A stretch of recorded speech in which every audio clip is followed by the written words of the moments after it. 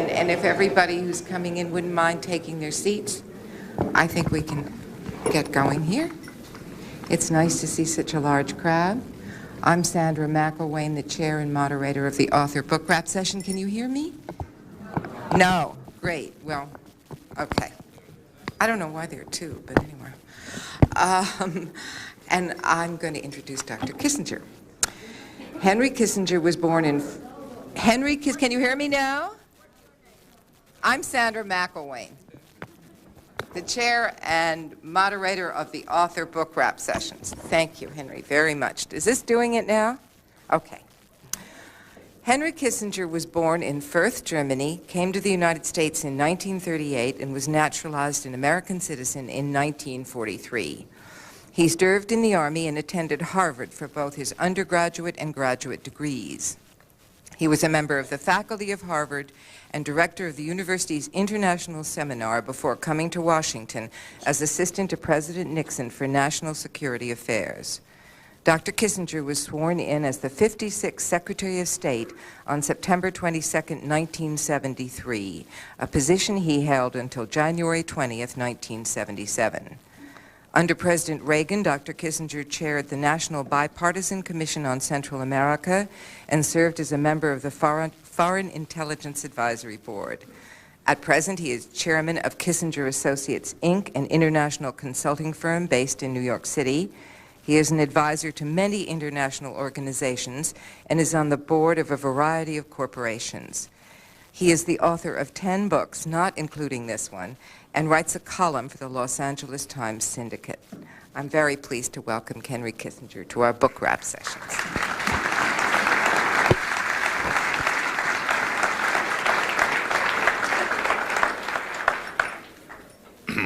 Sandy and ladies and gentlemen, Sandy neglected to mention one historic achievement that I have to my credit, which I would like to get on the record here in Washington, that for a 2-year period, I was simultaneously National Security Advisor and Secretary of State. And I insist on mentioning this only because never before and never since have relations between the White House and the State Department been as harmonious as they were in those days. When I shouldn't really say this at an event that celebrates a new book, but when Sandy mentioned that I'd written 10 books, I can tell you that one of my previous books was described by a British reviewer as follows. He said, "I don't know whether Mr. Kissinger is a great writer," he said, "but anyone finishing this book is a great reader."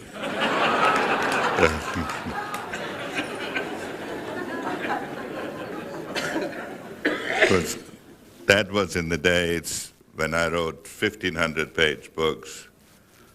My current one is a short one.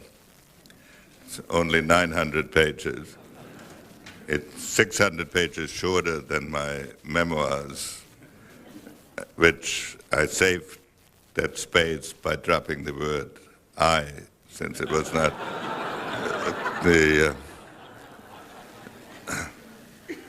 Now, actually, I mean, quite seriously now, I have never done this sort of thing before. I have never spoken before an audience with the task of speaking about something that I've written. And I won't do it today either. I will tell you some of my concerns about foreign policy and what the problem is that I tried to deal with and that I tried to get at in writing this book. And then if you want to know what's in it, I'm afraid you'll have to get it. And when I'm through with my remarks, I'll take questions which can be perhaps more specific than my remarks. Now, Sandy has said that I should talk for about 20 minutes. And if I keep to that, of which there's very little danger, then you can all say you were present at a historic occasion. Now, what is the problem that I've been trying to deal with? I believe that the United States, in its approach to foreign policy, has had a very unique experience, not shared by any other nation. And that the period in which that policy could thrive has come to an end. It came to an end because of our successes, not our failures, with the end of the Cold War. That is the key fact regarding American foreign policy challenges today.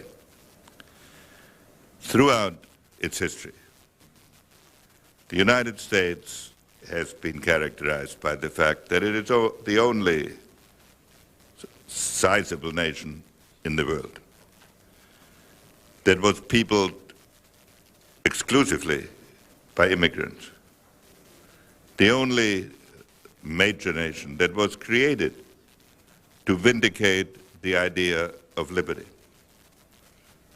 and the only major nation that had not to concern itself with the problem of security for the greatest part of its history. Because after the first generation of Americans, the United States could choose whether it would involve itself in international affairs or not. Two very distinctive approaches developed to American foreign policy. The idea that America fulfilled its purposes best by turning itself into an example for the rest of mankind, emphasizing its domestic institutions.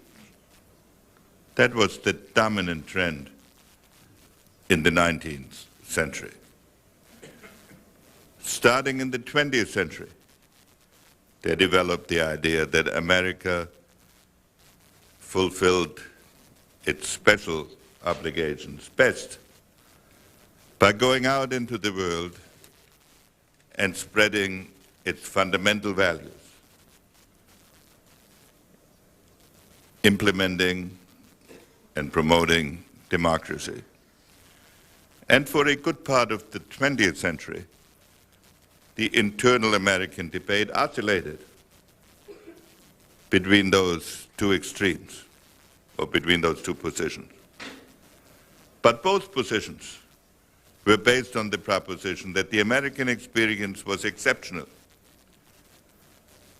And it therefore led to an attitude in which America believed that if it was involved in foreign affairs, it was for principles, not for interests, for causes, and not for national purposes. And for example, at the end of the Second World War, President Truman sent an ambassador to visit Churchill, who was then Prime Minister. It was a man called Joseph E. Davis, who had distinguished himself when he was ambassador to Moscow by taking Stalin's side in the purges and arguing that the victims of Stalin's purges were guilty of what Stalin had charged him with. But that is not my point. My point is he went to see Churchill, and then he wrote a report in which he said, Mr. Churchill is undoubtedly a great man. But you have to remember that he's pursuing the British national interest. Whereupon Admiral Leahy put a cover sheet on that, which in effect said, Mr. President, isn't that what I've been warning you about all along? Now the idea that a British Prime Minister would pursue the British national interest should not have come as a startling discovery to outside observers. But if you read what American presidents and most frequently secretaries of state have said throughout this century and probably throughout our history, it has always been that America is altruistic. As late as the Gulf War, President Bush said, we prevailed because we were defending international law and because everybody else knew we had no ulterior motive. The problem with basing foreign policy on general propositions universally applicable anywhere in the world means that we lose the capacity to differentiate individual cases. And I would argue, for example, that one of the misconceptions that involved us in Vietnam was precisely this. At the end of World War II, George Kennan, Dean Acheson, John Foster Dulles developed the theory of containment, which argued that communist aggression had to be resisted anywhere where it took place, anywhere. And therefore, once our leaders were convinced that communist aggression was taking place in South Vietnam, as indeed it was, they could not make an analysis that said, is it crucial to American security? And secondly, if it is crucial, do we have to defend it in South Vietnam or can we defend it in some more propitious place? This, in any event, has been the American attitude through much of our foreign policy experience. And it also led to a conviction that since stability is normal among states, if there is a conflict, it must be caused by evil men. And when you deal with evil men, you have two choices. You can destroy them, or you can convert them. And we've tried to do both. We had, for example, President Reagan, at the same time that he said the Soviet Union is an evil empire, wrote in his diary that if he could only get to meet a Soviet leader, and if he could show him, by taking him on a helicopter ride, that most Americans have, or many Americans have swimming pools, that he would see the error of his ways and become like a nice Midwestern American. I have a friend who is of the view that there is no such thing as an English accent, that the English put this on to intimidate Americans. And if you can only catch an Englishman unawares, like waking him up at 4 in the morning when he's not ready for you, he will talk like a normal human being. This is an attitude that we often also characterize as our foreign policy. In 1917, when the United States ended World War I, the German emperor had been governing for 27 years, for 29 years. And he had been an unshirted nuisance. But it had never occurred to anyone that the peace of the world depended on his removal. when the United States entered the war, the domestic structure of Germany became one of the principal war aims. And we have gone through this at various phases. If we were allied with somebody, we also tended to ascribe good moral qualities to him. So, for example, during World War II, Joseph Stalin, fresh from killing almost as many Russians as the Germans were, and the purges, suddenly became Uncle Joe. And Harry Hopkins could write from Yalta, "We have no doubt about the moderation and goodwill of Joseph Stalin, but we do not know what sinister forces are lurking in the dark recesses of the Kremlin to thwart his design." Can only hope that nobody intercepted that letter, because it would have started another big purge in the Soviet Union, since looking for people in the dark recesses of the Kremlin was Stalin's specialty. So we see it also in the post-communist period. First with respect to Gorbachev, and then with respect to Yeltsin. The United States has identified good relations with Russia, with a particular Russian personality, and believed that changing the domestic structure of Russia was more of a key to a peaceful foreign policy than dealing with its actual foreign policy performance. My point is that the period into which we are moving will not be very hospitable to such an approach. At the end of the Cold War, we don't have an ideological enemy, nor do we have any longer a geostrategic enemy that can be clearly identified as a permanent antagonist. We're living in a world now of 4, 5, 6 powers that, in terms of their capacity to influence events, are more or less equal.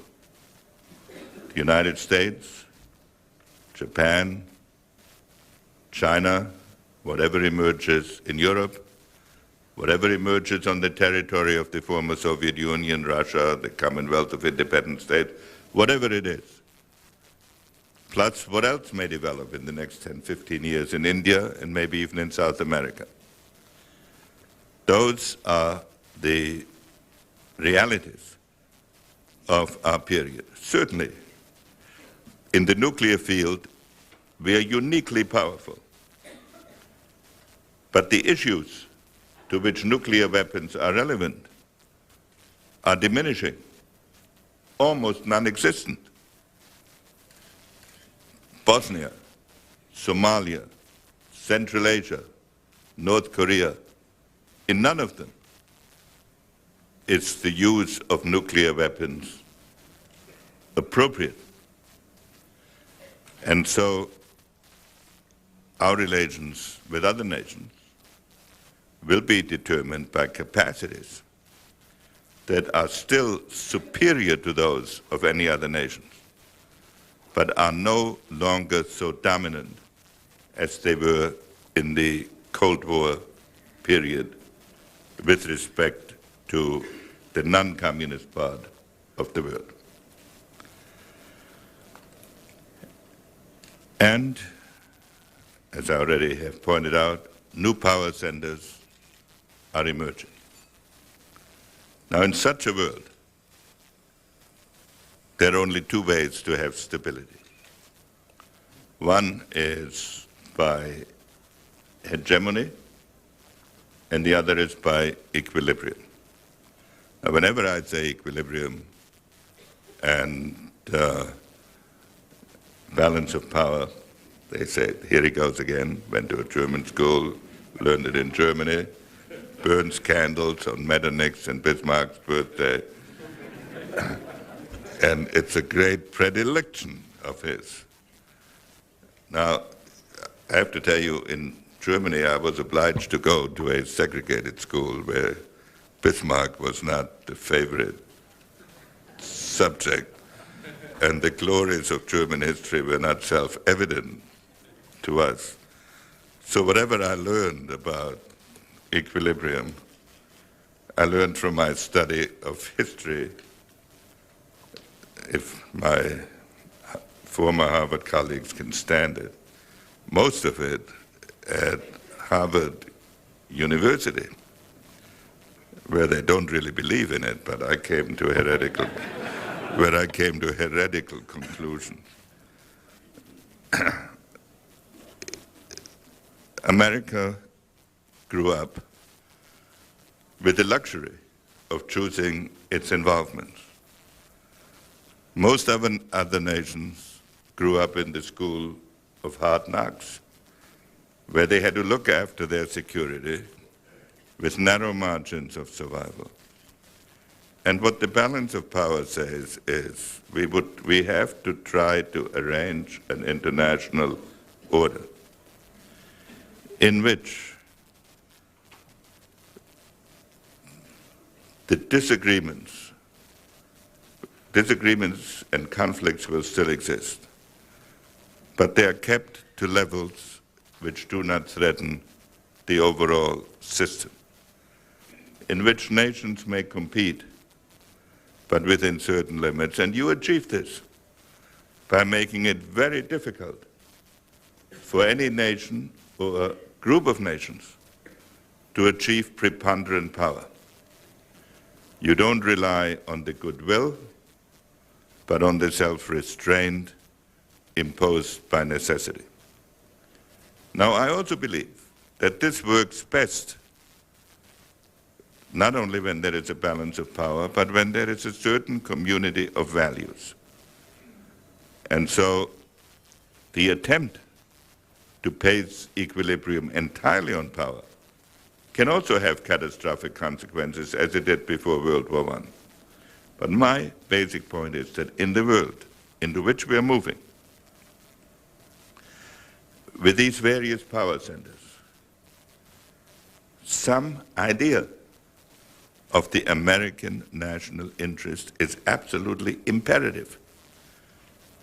And if we do not have this, we will find ourselves trapped time and again in situations in which it seems worthwhile to enter, but in which we either do not know how to extricate ourselves, or where extricating ourselves is very costly. Take Somalia.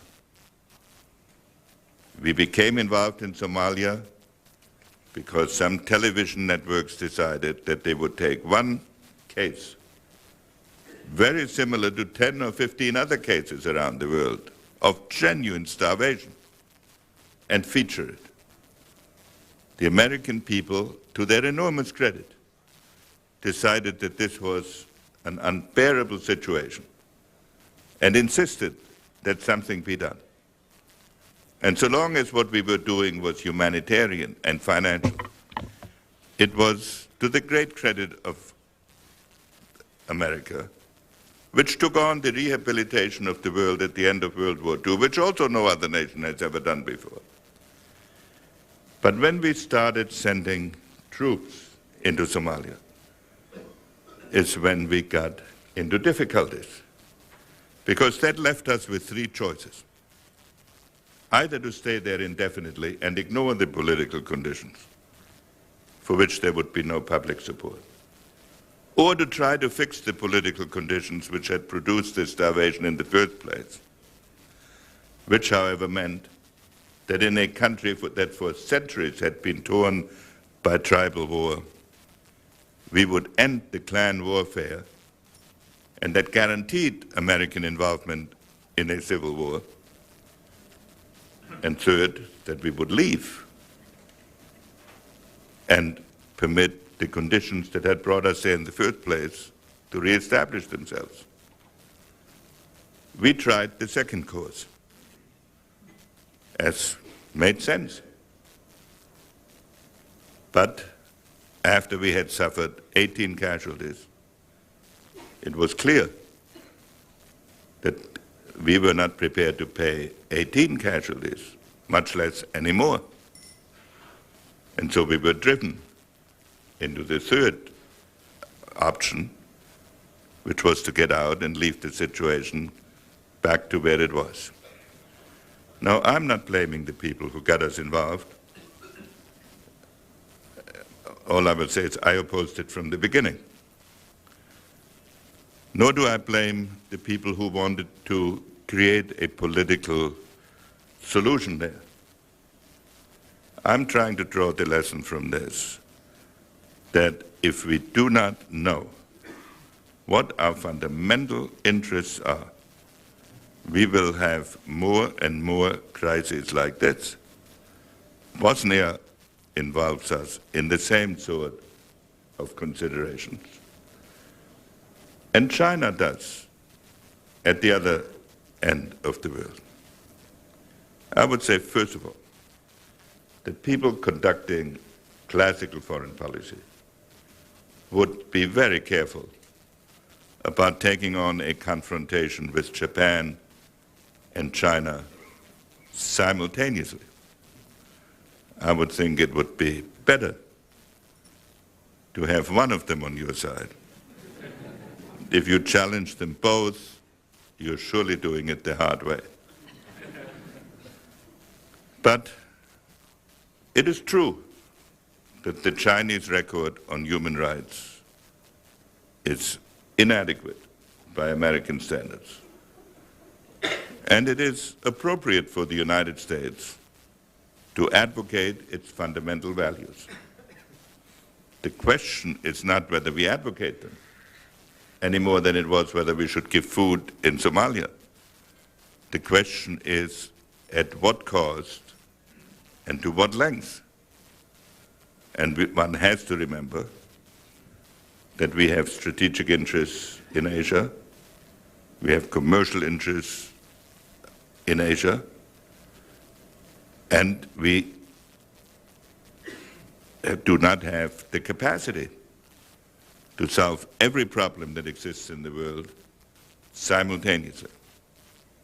How to strike that balance and in what manner to do it does not have a cookbook recipe. But that is the challenge of our period, especially when we face entirely new problems for which there's no precedent: population, environment, nuclear proliferation. And yet saying that these are general problems, which they are, doesn't mean that they will necessarily be solved in a global way, because many nations are not prepared to deal with them, even though they recognize them as a problem. So this is the situation which we face. And in order to get at it, I try to analyze a number of international systems that have existed at various stages in history, why they prospered and how they collapsed, what the various elements were, spending a lot of time on the Cold War period and on the American experience with international politics, and winding up with the contemporary world. Now, much of it then in the debate that any book generates gets absorbed again in the recent political debates. My interest is not to sit in judgment about this or that decision. I'm trying to say we are moving into a new world. What we need above all are concepts to deal with that new world. That you cannot give a good answer unless you ask the right question. And we face, in particular, not just a change of generations from the Cold War to the post-Cold War period, but also a change in perception which makes it particularly difficult. A change in perception from the generation that grew up from reading to a generation that grows up learning from viewing. When you form your ideas on the basis of words, you build on concepts, which to be meaningful depend on the relationship to other concepts. When you form your ideas on the basis of pictures, you form your views on the basis of impressions and of moods that can't even be recreated very easily. So you can't look back and check what it was that impressed you so much. If you take the situation in Bosnia, for 18 months we have known from the newspapers what was going on. Then one mortar shell hits a marketplace on a Saturday morning, and suddenly public opinion gets mobilized, and the government goes into action. I don't say this as a criticism.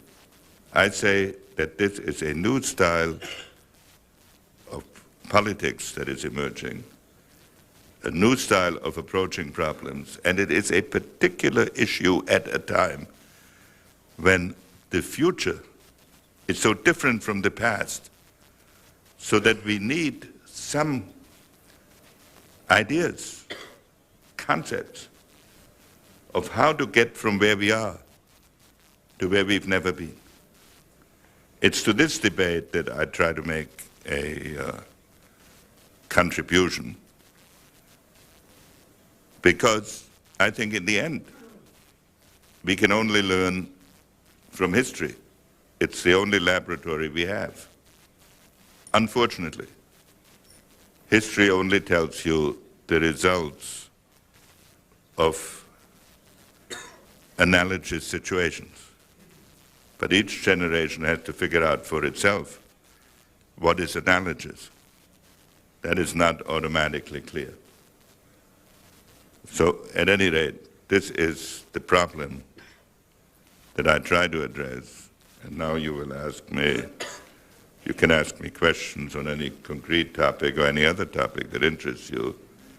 And I would only like to warn you that I'm a believer in the de Gaulle style of press conferences. De Gaulle was of the view that he would not let journalists tell him what he should talk about.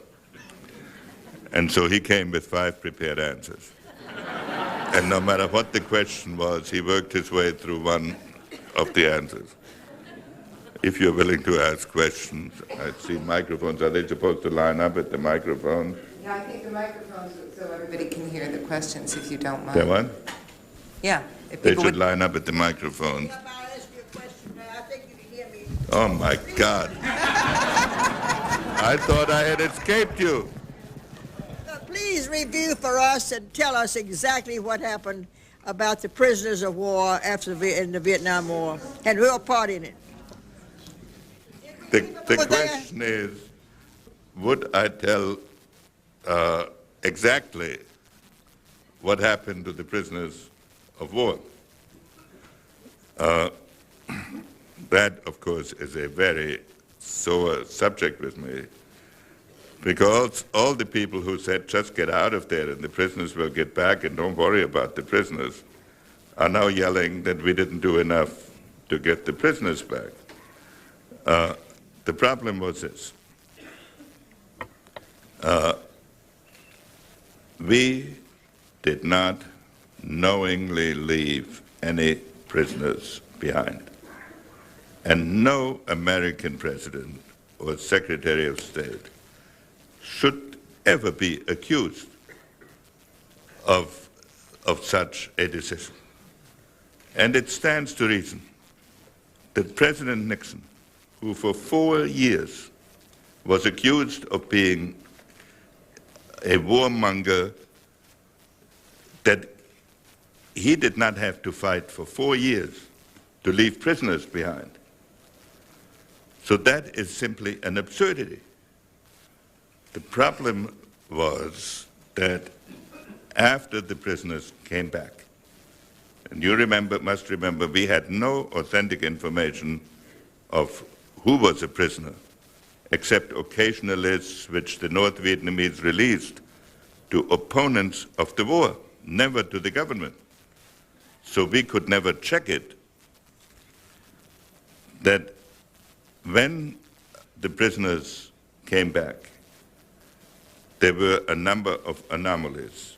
That is to say, we knew immediately about 60 cases where there had been some information that they had been captured, either through voice contact on the ground or through other indications which led us to believe that there was a possibility that they had been captured.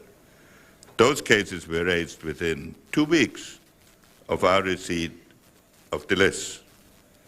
Then there was another set of problems that concerned prisoners in Laos, in which it was even more difficult to find out what the reality had been.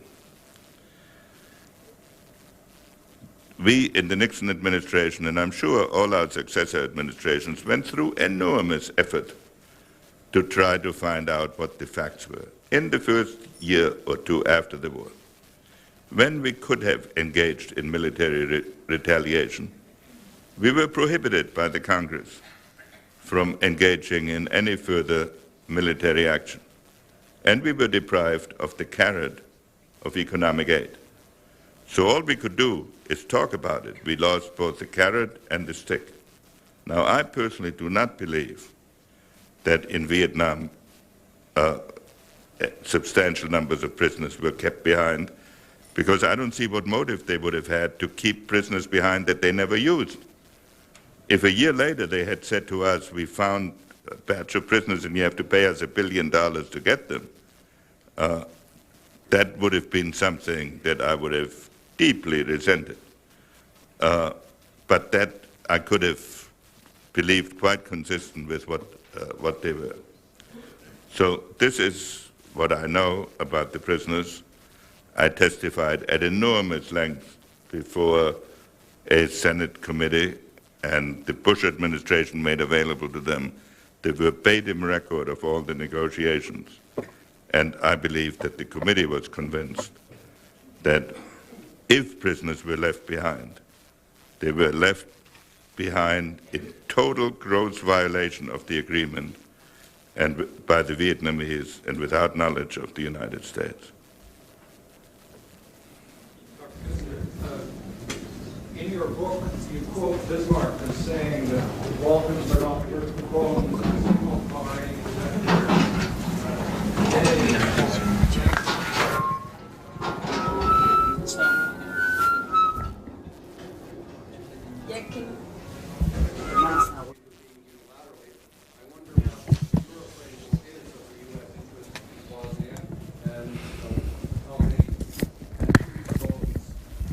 might be worth. Bismarck also said once, woe to the statesmen whose arguments at the end of a war are not as convincing as they were when he ended the war. And that too is something that we should keep very much in mind. Now, in Bosnia, we have two kinds of interests. One is a general interest that disputes should not be settled, international disputes should not be settled by force. And we have a moral and humanitarian interest in preventing certain kinds of violence and genocide. Those are legitimate American interests. We do not have a national interest in where the exact dividing lines are in Bosnia, nor, frankly, did we have a national interest in contributing to the creation of the state of Bosnia, which I think is at the source of all of these problems. Because I don't believe Bosnia has ever in history been a nation. It has been a geographic entity between the various empires and an administrative subdivision of Yugoslavia, of Austria, of the Turkish Empire. And the strange aspect of Bosnia is that its component nationalities, Serbs, Muslims, and Croats, seem to be able to live together, provided not one of them governs. They cannot subordinate themselves to each other. So I believe it would have been much wiser from the beginning to make Bosnia a UN or NATO or European trusteeship and attempt to see what happened under those circumstances. Now, I am very leery about American military involvement in Bosnia. I recognize our interests. I recognize the pain. I think the administration was correct in what it did about Sarajevo, which was addressed to a specific circumstance and could be solved with a specific proposal. I'm very uneasy about putting 25,000 or any other number of American peacekeepers, or so-called peacekeepers in there, who in a measurable time will become hostages to the passions of the contending parties and face us on an even larger scale with the problem of Somalia, even though I have enormous respect for the concerns of people like Margaret Thatcher and others, and though I share their enormous disquiet with all of the methods that have been used to fight that war. Yes, sir. I'd like to get your view on future Russian foreign policy if Zhirinovsky were to become president. If who? Zhirinovsky.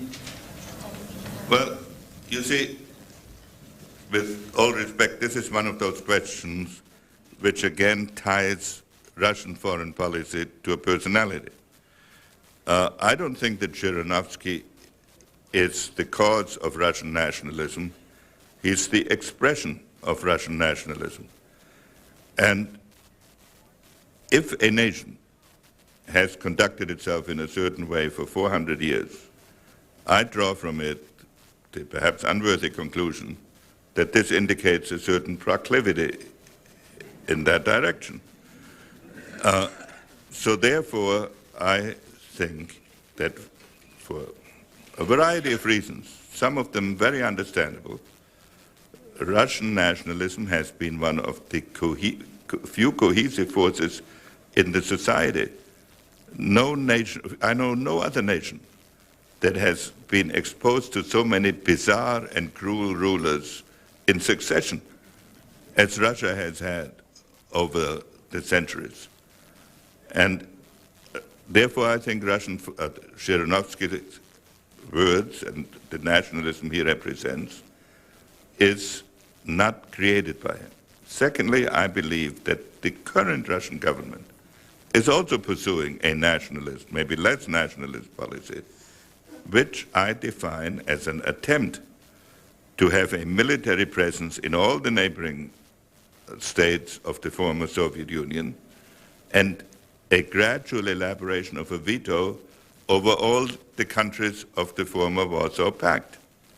And I would argue that American foreign policy should concentrate on Russian foreign policy and leave social engineering to the people in Moscow.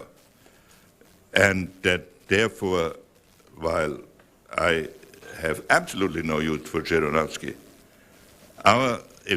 the message we should have for all Russian leaders is, if you stay within your borders, which have 11 time zones, so you shouldn't suffer claustrophobia,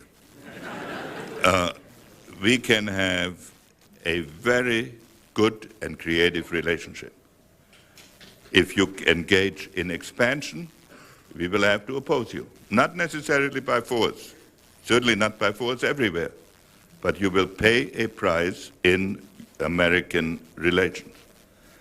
I think this should be the basis of our foreign policy, and not these endless discussions of do we back Qaeda, do we back some other person, what is our approach to particular acts of the Bank of Russia. It is not a question of personalities, it's a question of structure. Secretary Kissinger, you have a very generous statement to the Foreign Service at the beginning of your book, which I read with a great deal of interest. And I recalled, after reading a section of the book that is dedicated to the so-called Cambodian incursion, when the president felt obliged to move troops into Cambodia during the Vietnamese War.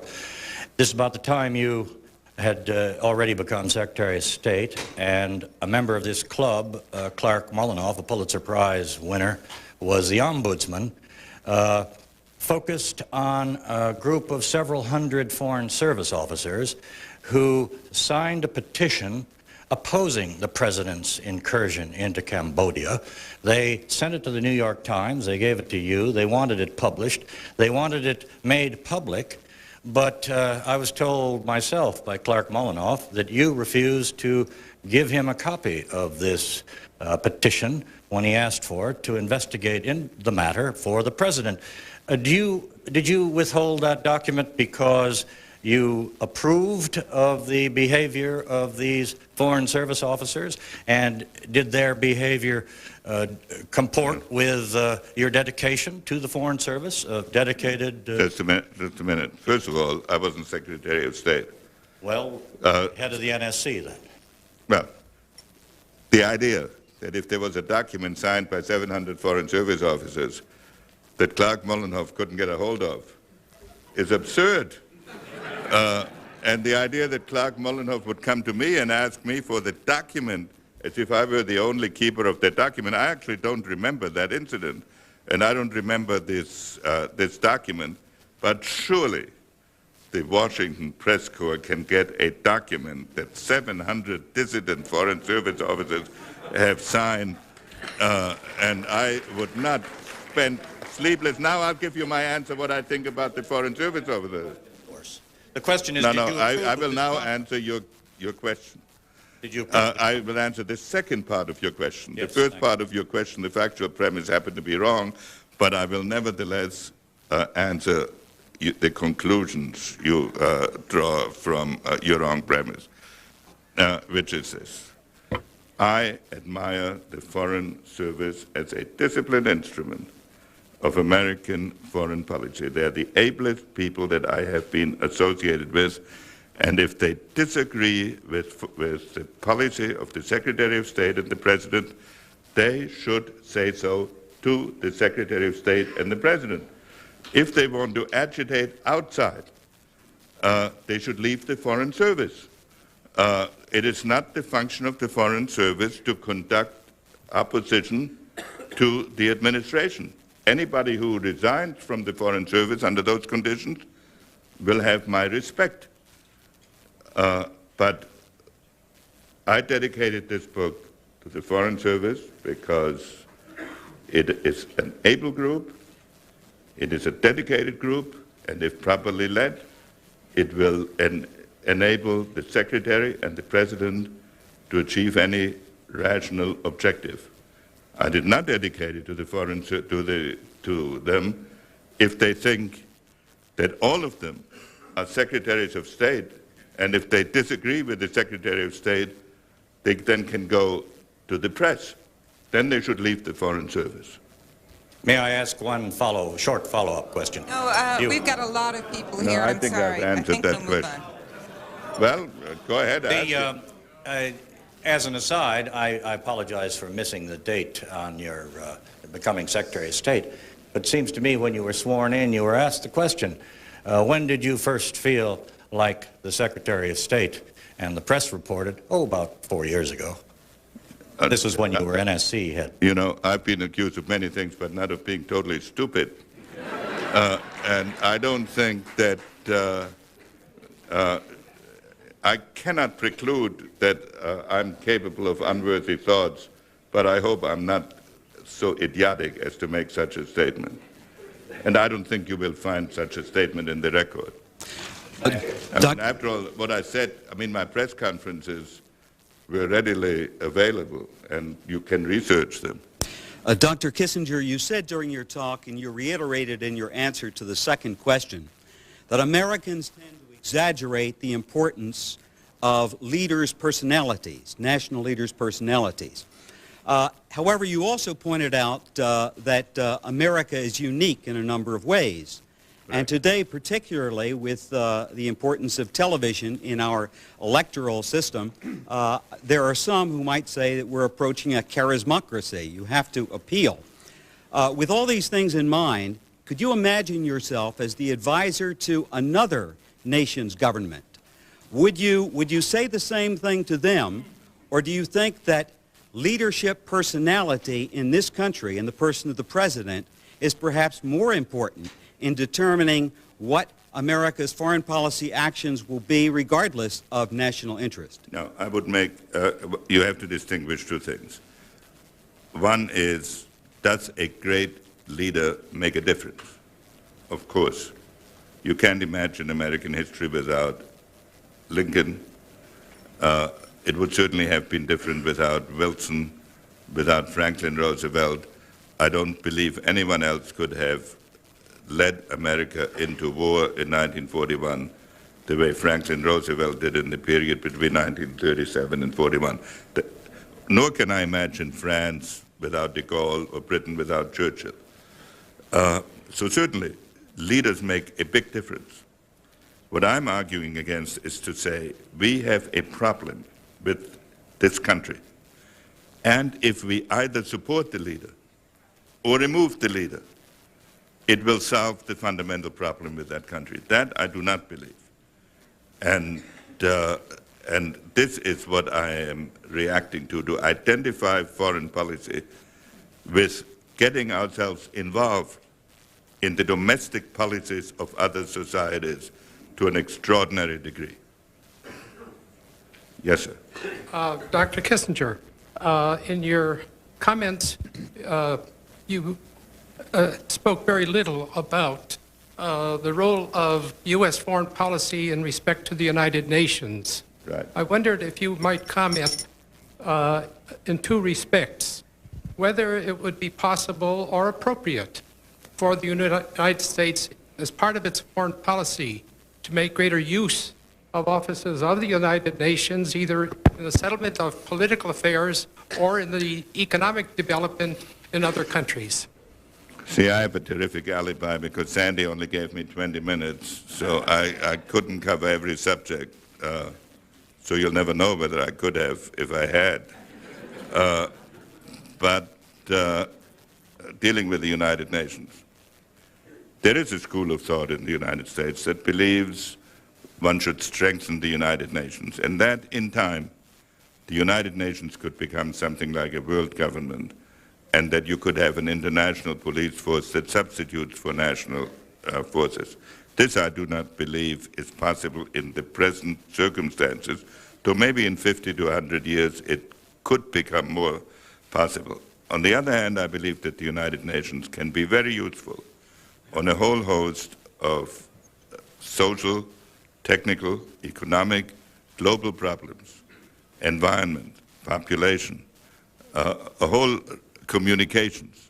In addition, the United Nations can provide a forum for the exchange of ideas that would be very difficult to construct under normal circumstances. And it can also provide for an international consensus when one exists, such as in the Gulf War, and hopefully on nuclear proliferation to Korea. The only thing that I believe is not possible at this time, is to multilateralize decisions of war and peace. Yes, sir. First of all, thank you very much for coming to Washington this evening. I think we all would be better off if we came to Washington more often.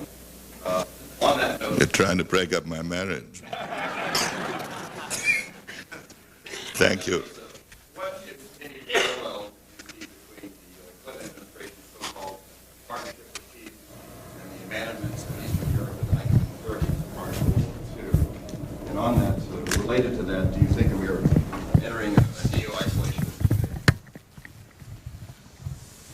Well, I know you all read every article I write, so you will know that I have been strongly opposed to the Partnership for Peace because it creates infinitely more problems than it solves.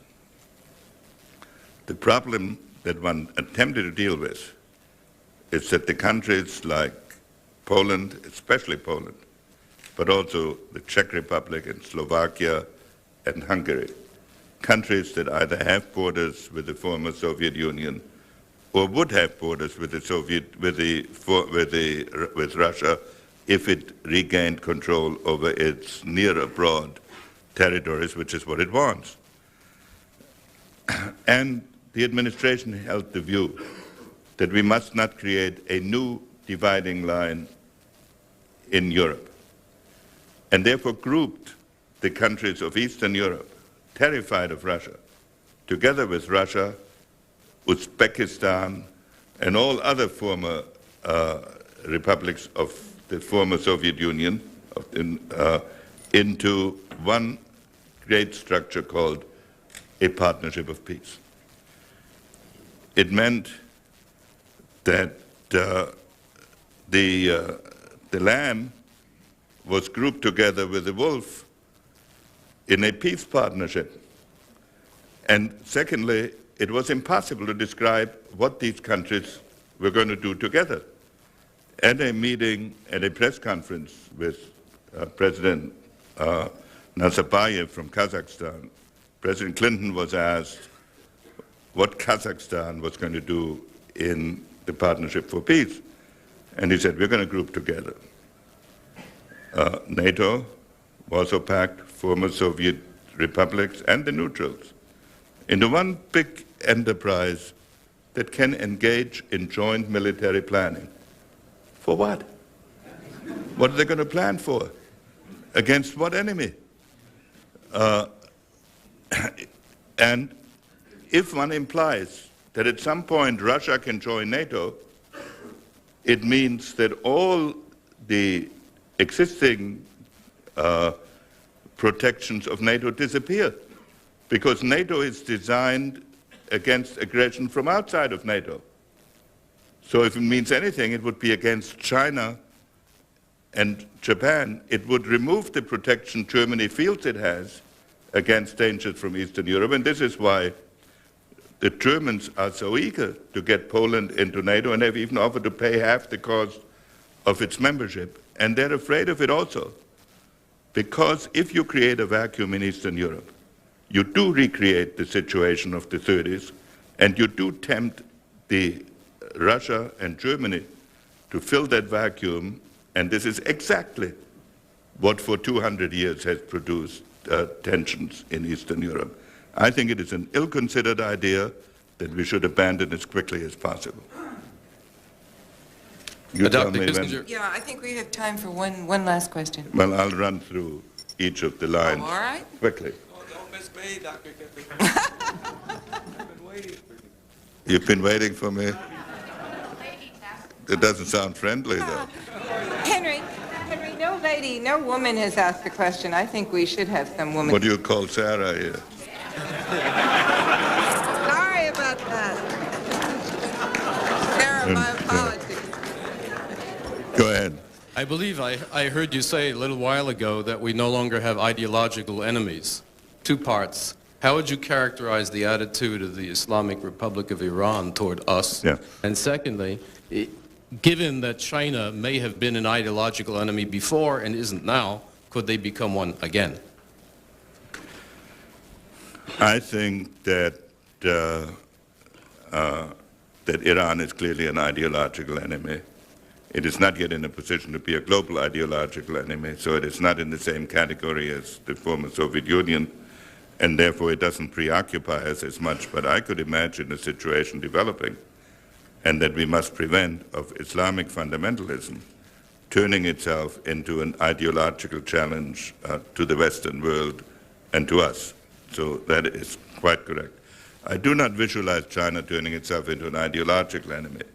I could imagine that if the relationship is badly handled on all sides, that it could become a geopolitical adversary, and that we would have to deal with it in very many difficult contexts. So this I can imagine, especially as it becomes stronger. Should we give this gray-haired gentleman a chance to whack me? Go ahead. Now you first, and I'll give you the last question. Then him and then you. Dr. Kissinger, in light of America's diminishing role in Europe as a leader, how do you foresee Europe shaping up come the 21st century? What leading power do you feel will be taking America's role per se, or do you see it more as a, say, the 1815 Congress of Vienna made it as an imbalance of power? No, I think that, first of all, the balance of power within Europe is ended.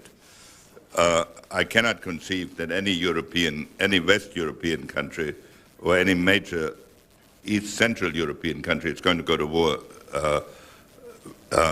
in the traditional sense. I can imagine ethnic conflicts, particularly in the Balkans, but that's about the only area where I can visualize a conflict in Europe.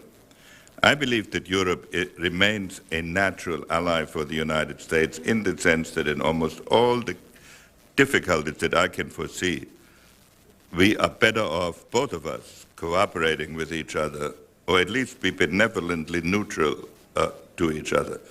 We will not be able to continue the leadership role of the immediate post-war period, and we should not want to. It cannot be in our interest to plead for the responsibility for every area of the world when an area like Europe has regained enough economic and even military vitality to look after itself. But on the big issues that may arise, I think we and Europe should cooperate, but more on a basis of equality. And we are needed, and I think the Europeans recognize that increasingly, in a certain sense, for the internal balance of Europe, because without us, there is no way that Germany can keep itself, even if it wanted to, from becoming the dominant nation in Europe, which no other nation wants and which the present German leadership also doesn't want. Yes, sir. Regarding crises such as the market attack as well as the Somalian deaths, people come together as a community and many barriers break down, whether political, religious or ethnic. In order to get to the new world order, perhaps there should be breakdown and giving up of some of the old orders. Do you agree with this? You mentioned, for example, that internal domestic interests should be given up by us, and also I believe personalities should be given up. That what else should be given up? First of all, I would like to make one thing clear. I do not argue that the New World Order is an American invention and that we have a great choice about this. I think a New World Order comes into being when either domestic structures change, population, the relative populations change, technology changes, a whole series of events. And if you look at when various international orders have emerged, there were always some causes like this. In the 18th century, the states were run as feudal states, and a man was not considered a foreigner just because he spoke a different language. In the 19th century, national identity developed. So certainly, in the period ahead of us, some of the loyalties, some that were created, and some of the structures that were created in the previous period will change. We've already seen it in the Soviet Union.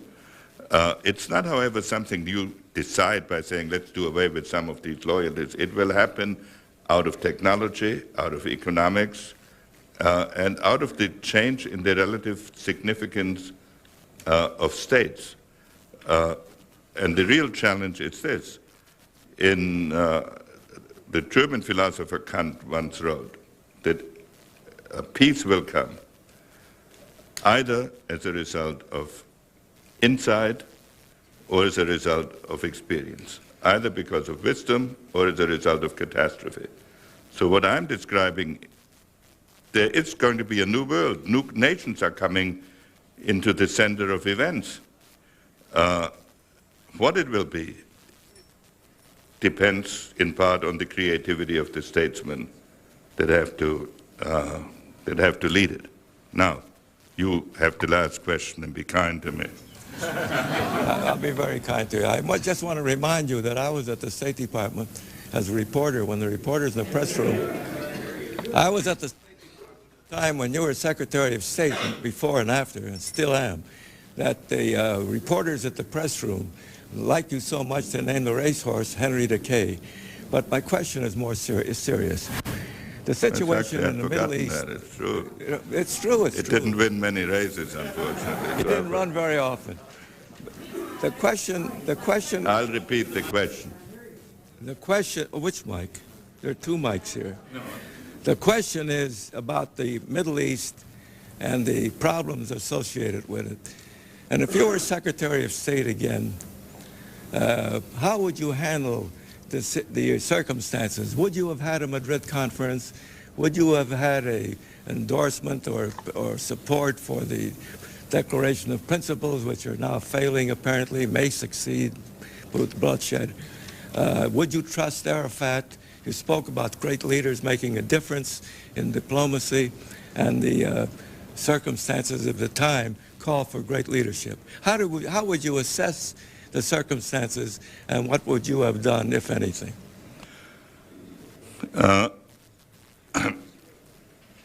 First part of the question was, questioner reminded me that the State Department press corps, I don't know whether they bought the horse or how they got into possession of the horse or whether they stole it.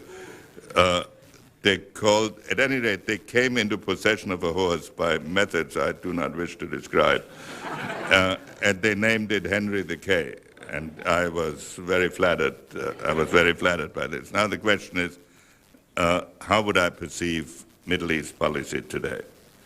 Well, the first thing one has to remember is, when you are on the outside, it is very difficult, and one really shouldn't say, what would you do in a set of circumstances you had no hand in shaping. And I confess, I never believed that an agreement between the PLO and Israel of the scope that was negotiated could happen, and I might have believed that it would be better to be approached in smaller steps so that one could check whether it was in fact workable rather than in one big leap. Therefore, I probably would have tried a more limited approach, but we didn't control it. The United States did not control this. It was done between Israel and the PLO. Saying this, I have, however, supported the agreement because the alternative of a continued stalemate, I think, would have had even more serious consequences. Now, do I trust Arafat? No, I don't trust Arafat, but I don't think an agreement should be made on the basis of whether you trust an individual. The question is, can one make an agreement in which the self-interest of both sides is such that it leads to a pattern of coexistence? I do not believe that the end, and I've always said this, of the Arab-Israeli conflict will be a document embossed in which the word peace is embossed in gold on top of it, and after that they live in perfect harmony, because I've never seen a conflict between Arabs settled that way, or in most other parts of the world settled that way. I do hope, however, that it may be possible, through the necessity of living together, to develop a pattern of coexistence that will improve the security of the Israelis and the dignity of the Arabs. But it is going to be a close-run thing, a very painful exercise with enormous difficulties. So this has been my general attitude. And now, just so that we can end with the lady, having started with the lady. This is the absolutely last question. With the sanctions in Haiti not working, more boat people expected, how far should we go in trying to restore Mr. Aristide to power? Would you advocate use of a multinational force? Well, I should have quit one question before this. But it makes it possible for me to say something that that not many people have heard me say. There are some problems in the world about which I do not have any particular knowledge. And I must tell you, it's maybe a reflection on me, I do not spend sleepless nights on that problem. My difficulty is that I have never met anyone who knows Aristide who does not think he is, to put it kindly, odd. And I've heard stronger words. On the other hand, there's absolutely no question that the present government in Haiti is appalling.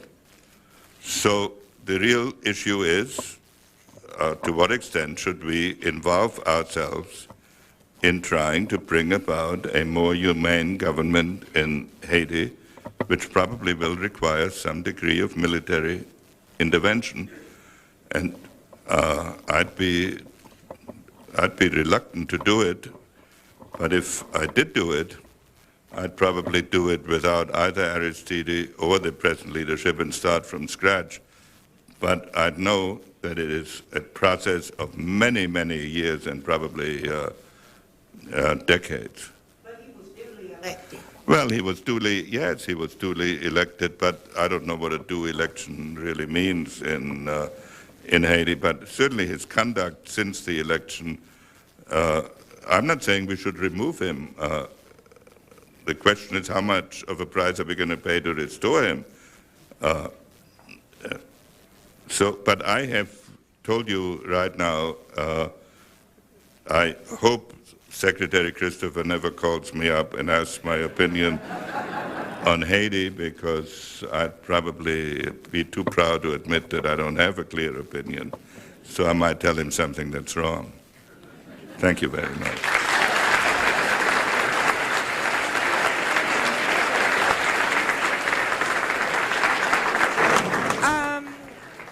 Dr. Kissinger's going to stay and he's going to stay and sign some books for a little while, but we're going to make a line. The line starts right here. Please line up. For the book signing, please form a line to the right. Please form a line over to the right, please.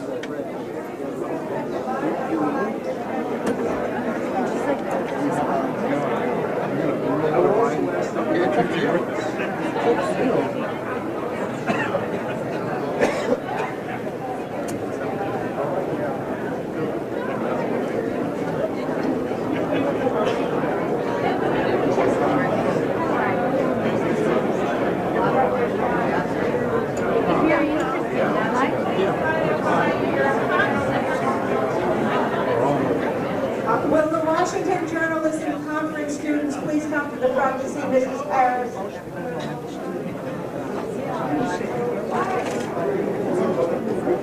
Please line up to the right, because otherwise nobody's going to get a book signed. Yeah, my right, my right, my right. You're just going to slow down the works and nobody will get anything signed. So let's have an orderly line, please.